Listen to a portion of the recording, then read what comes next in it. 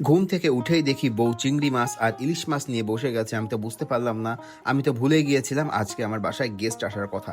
তাই রিক্সা মামাকে নিয়ে চলে গেলাম, মামা চলো। তাই চলে গেলাম অনন্যাতে। আর অনন্যার মিষ্টি দই মানেই কিন্তু খুবই স্পেশাল আমার জন্য।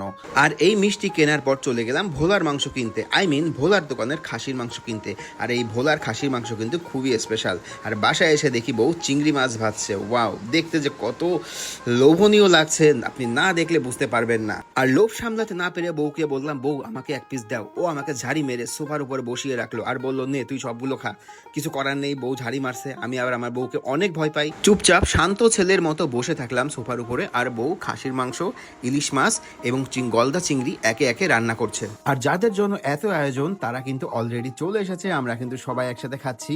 আর আমার বউ খেতে বসেনি, কারণ ও হচ্ছে আমাদেরকে খাবার পরিবেশন করছে। আর এটা হচ্ছে রথিদা এবং রথিদার বউ, মানে আমার বৌদি।